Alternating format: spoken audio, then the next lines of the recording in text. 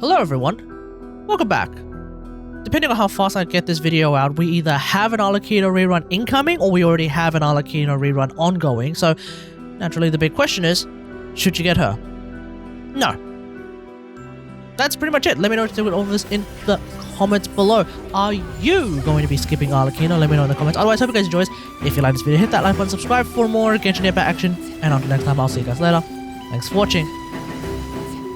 Bye. Sometimes it's only the beginning.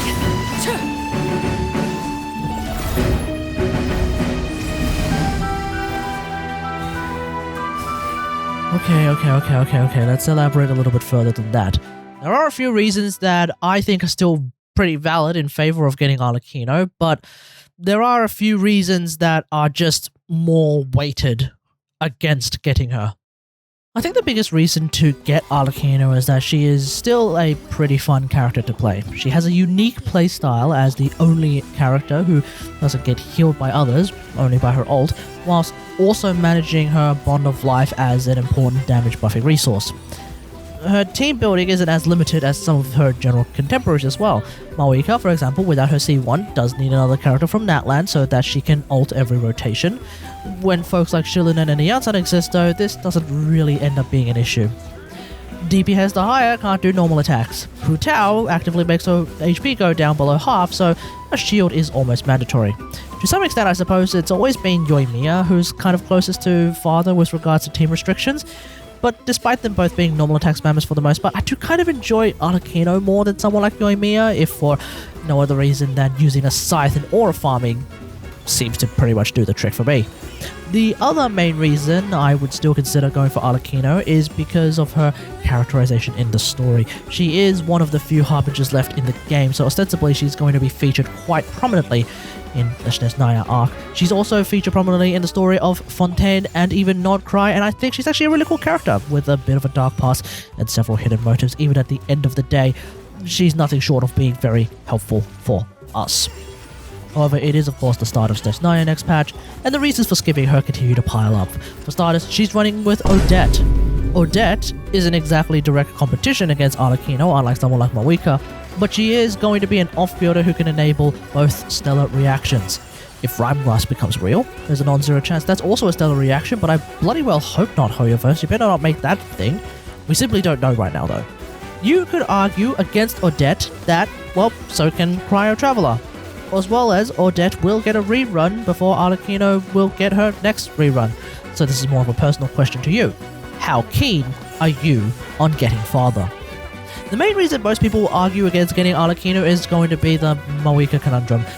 The meta nerds will swear up and down that you shouldn't get Arlecchino because Mavuika at the end of the day is just a stronger character overall. I don't disagree with that assessment, but if anything, the real killer is that in my opinion, Mavuika is just simply more fun to play than Arlecchino.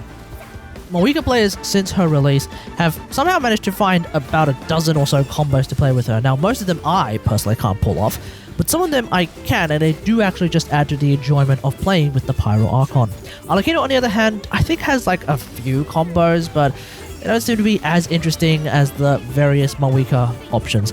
Mainly N3D is the one that is often cited, especially in certain teams, mainly because of a lack of off-field app, for example, or if you're playing with someone like Nyansan in particular. In summary, if you actually need a Pyro DPS character, I would still lean towards the Pyro Archon. Not only is she typically more meta, but she's also more fun, in my opinion, than Arlecchino in almost every team archetype. So, there we go. Otherwise, perhaps you're saving for the Saritsa or someone else from Snezhnaya. That's also another strong reason to not get Arlecchino, so that's kind of where we're at. So, now that we've concluded how I feel about Arlecchino these days, before we continue with the usual things in this video, don't forget to like the video and subscribe to the channel for real this time, so that your support can help combat the YouTube algorithm. Arlecchino's last rerun was in Luna 2, so there has been quite a few new things since then. Durin, Nicole, and Prune, especially C6, are pretty solid buffers, particularly for Overload and Burning teams. Colombina is the other half of the Beneficor, which Arlecchino can play with. It's also possible to play Father with Linnea and Colombina, but you will need another source of Hydro, for example Yehoda, who can also give 100 EM to Arlecchino so long as Father is above 70% HP, which typically she probably is. When the Arlecchino rerun begins, we will also have Cryo Traveler, who is apparently a Cryo off-builder in a Stellar Swirl team, so I don't know, maybe there's a way we can play Melt Arlecchino in this regard? We'll just have to see. Odette is also a Cryo off-builder.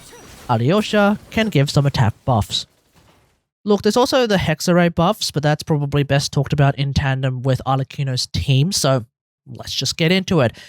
Thing is, with most of the team archetypes that we can play with someone like Arlecchino, I once again go back to preferring to play with Mavuika instead. Not necessarily because of the meta thing, again, it's because, say it with me, Mavuika tends to be, I think, more fun to play in these team comps anyway.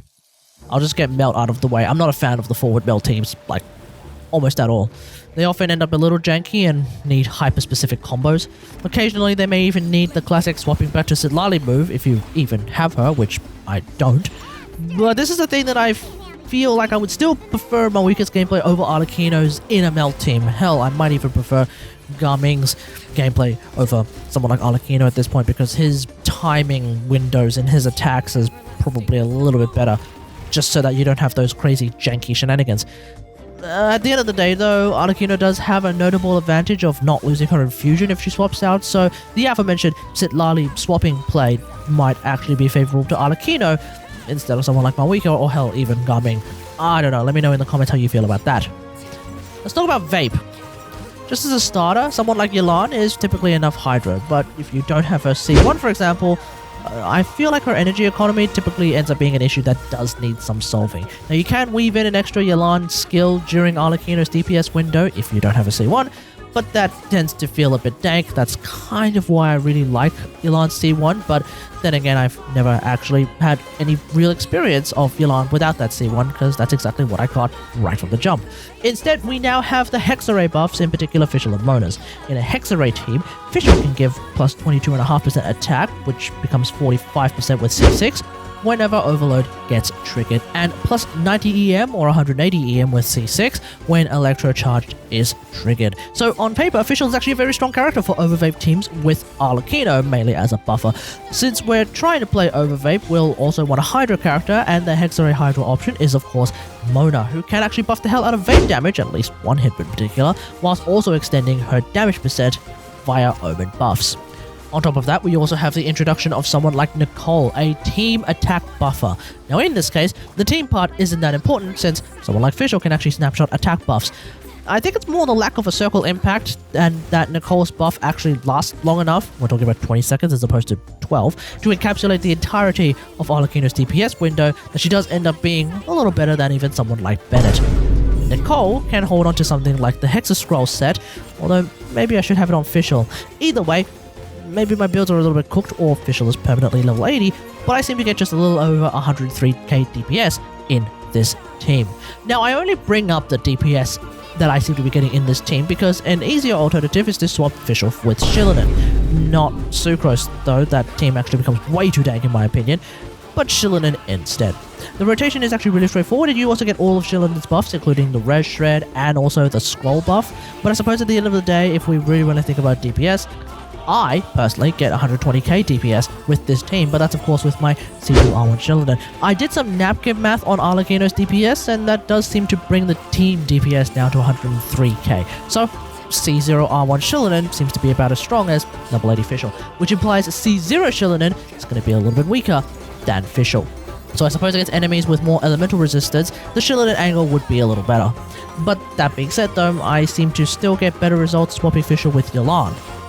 In my case, it's C1R1 Yelan, so I did try simulating C0 Favj Yelan, and I did end up getting slightly less DPS with Fischl, so I don't know, maybe it's a SIG thing.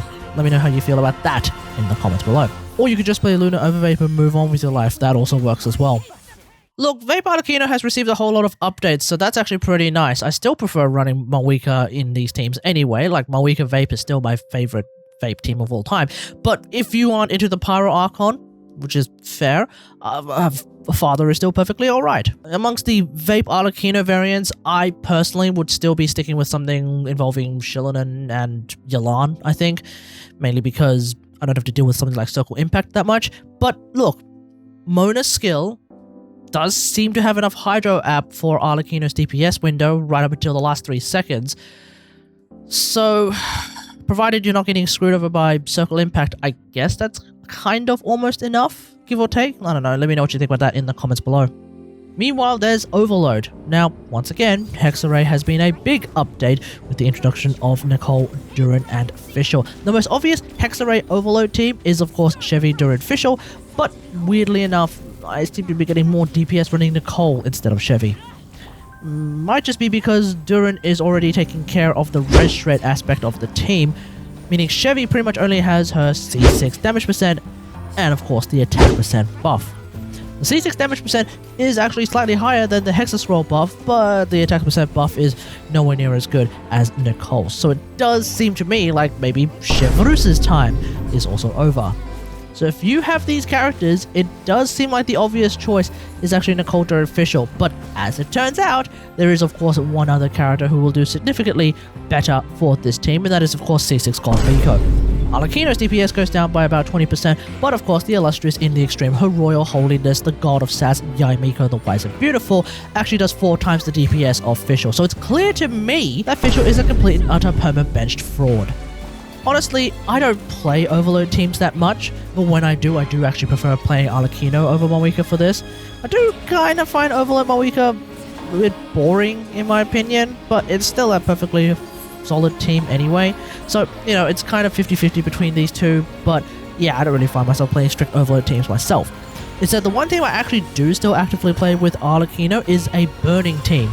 Nicole and Durin made this team so much better, so without turning this into an Emily non-rerun video, I actually like this team a lot. Mainly because Burning is such a severely underrated archetype, not that it's necessarily amazing per se, but Emily still remains a perfectly fine character. But with Lava Dragon, Land Rover, and Abyss Mimics, the Burning reaction does at least have some usefulness. Hell, speaking of Emily, she's also about to be available to get a free Constellation on, so there is that. The team is just incredibly straightforward, and thanks to Durin, this team pretty much eliminates any reason for me to play Mono Pyro, which in my opinion is a real boring team. Okay, enough yapping about teams. Oh my god. Let's just speedrun her build since I don't think anything really has changed in any meaningful capacity, so let's just keep it simple. Arlecchino's weapon choices remain untouched, I think. The 2 new spears coming with Snezhnaya don't seem to be useful at all. She also can't use Low and Sig since she can't use her skill or burst all that regularly, which means the normal attack damage percent pretty much just disappears. So really, there's just the Scythe. There's Jadewing Spear, which from what I understand is very close in DPS to the Scythe. There's Deathmatch for Overload and Burning teams, or Ballad of the Fjords for Vape and Melt teams if you're a Battle Pass enjoyer. Otherwise, if you have Missive Windspear, that's going to be the weapon that I would look towards as a baseline.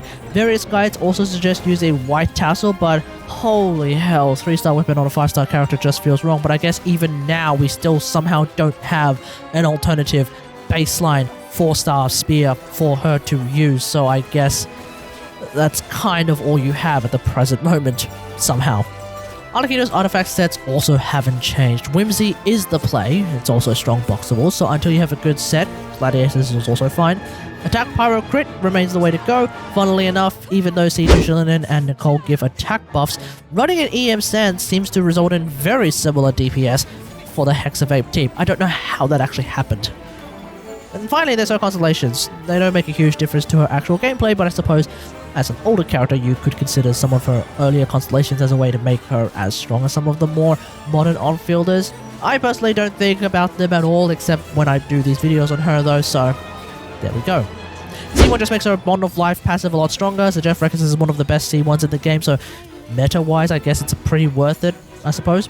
C2 gives you a front-loaded nuke. It can potentially mess around with applications for Vape and Melt teams, so just be a little bit careful about that. You might need to actually delay some attacks here and there just to make it work.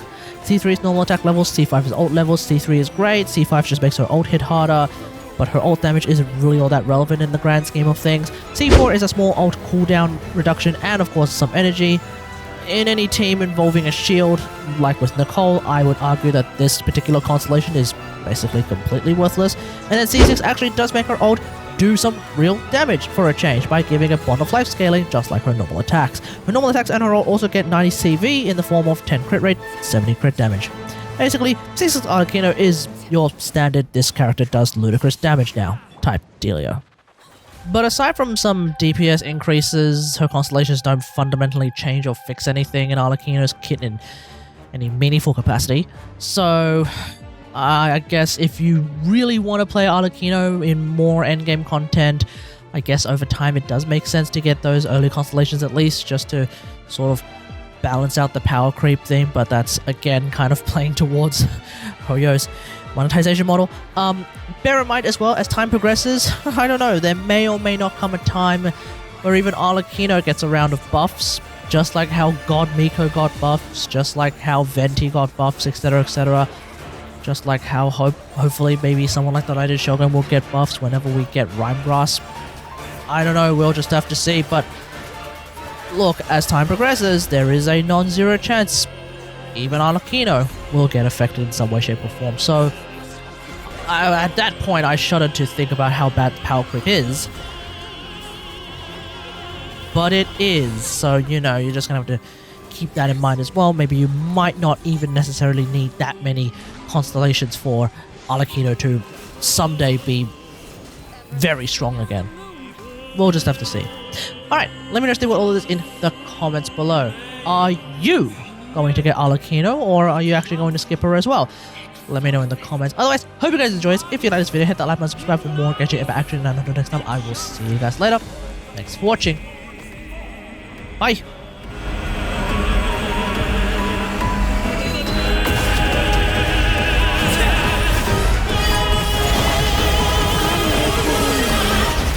Right here, right now, emerge. That's more like it's pathetic. Go, keep it up. I'm still coming.